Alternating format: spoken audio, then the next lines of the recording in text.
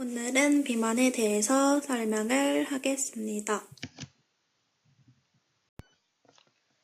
오베시티라고 하는 비만에 대해서 오늘은 알아보는 시간을 가지겠습니다. 우선 병인론 및 원인입니다. 우선 비만이 되는 이 원인은 집에만 갇혀 있음으로써 감소된 일일 운동량, 보호자의 과급여, 중성화 수술, 내분비 이상 등이 원인으로 작용할 수 있습니다. 비만은 우선 에너지 섭취가 일관되게 일일 에너지 소모량보다 과도할 때 발생합니다. 근데 이 비만이라는 것이 어느 정도 돼야 비만인지 진단을 내리기가 매우 애매하죠. 그래서 비만의 기준 및 진단에 대해서 알아보겠습니다.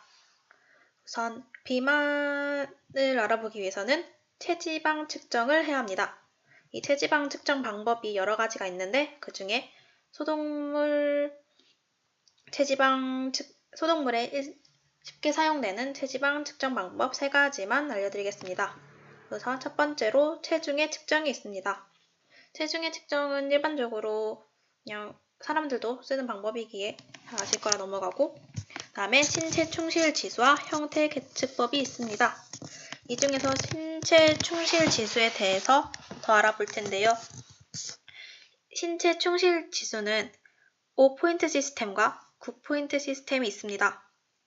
5포인트 시스템은 3이 이상적인 거고 9포인트 시스템은 5가 이상적인 것입니다. 이 중에서 9포인트 시스템으로 설명을 해드리자면 5포인트가 아까 이상적이라 했는데 5포인트 위아래, 5포인트 그 언저리면은 체중 또는 지방층을 10에서 15% 증감해야 하는 상태라는 것을 나타냅니다. 그리고 7일 경우 지방 조직의 축적으로 20에서 30% 과체중인 상태를 나타냅니다. 그래서 이 비만을 이런 방법들로 진단을 하는데, 이제 비만의 기준이 뭐냐라고 하면 비만은 이상적인 몸무게의 약 20%를 초과했을 경우 비만이라고 냅탑니다.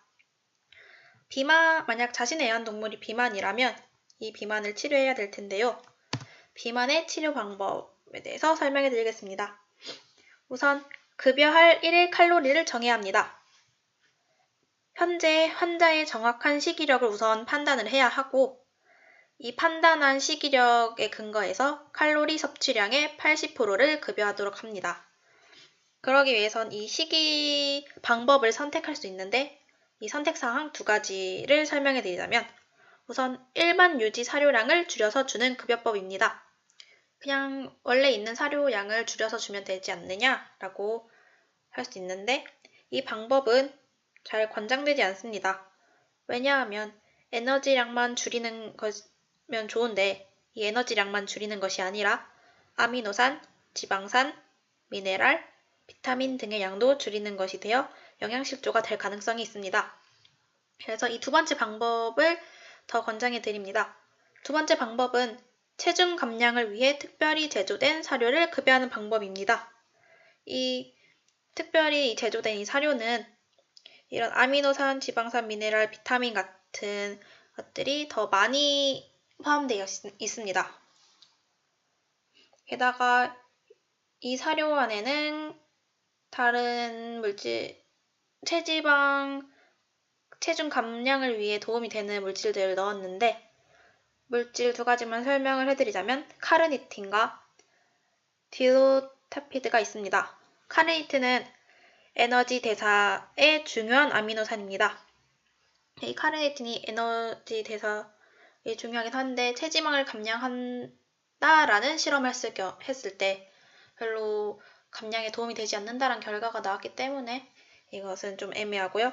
이 2번째에 써 있는 딜로타피드, 이거는 개일 경우에 좀 쓰던데 식욕 감소에 도움을 주는 약입니다. 이런 성분들이 이렇게 들어갈 수 있고, 그 다음에 식사만 조절한다고 해서 되는 것은 아니겠죠. 운동을 하게 하여 일일 소비량을 증가시켜야 합니다. 방법으로 2가지를 소개시켜드리자면 제일 일반적인 산책이 있습니다. 산책은 하루에 20분씩 2번 산책이 이상적이고요. 수영도 산책 못지않게 에너지 소비량이 굉장히 많기 때문에 수영도 추천이 됩니다. 수영은 특히 골관절염이 있는 개에게 좋습니다. 다음에 세 번째로 체중 감량 프로그램이 있습니다. 이 체중 감량 프로그램은 초기에 2주마다 재평가를 해야 하고 체중, 신체 충실 지수, FBMI가 기록되어야 합니다.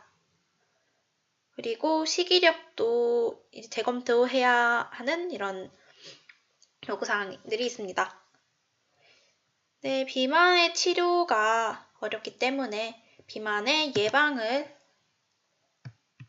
더 중시해 주셨으면 합니다. 비만 예방법은 우선 첫 번째로 중성화가 나와 있는데요. 에너지 요구량은 생식샘 절제술을 받게 되면 크게 감소합니다.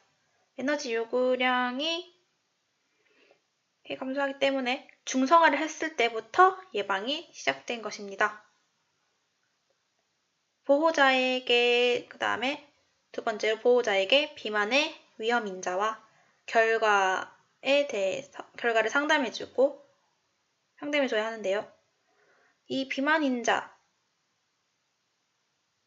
위험 인자라고 하는데 이 비만의 위험 인자는 중성화 수컷 고양이, 중성화 암컷개, 비활동적이고 실내에 머무르는 생활 환경, 부적절한 급여, 에너지 밀도가 높은 사료 등이 있습니다.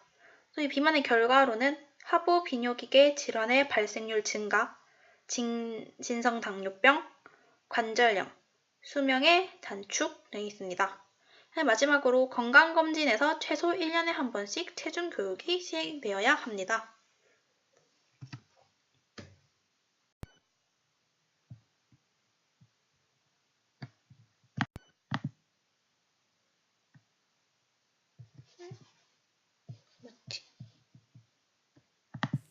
이상으로 모든 발표를 마치겠습니다.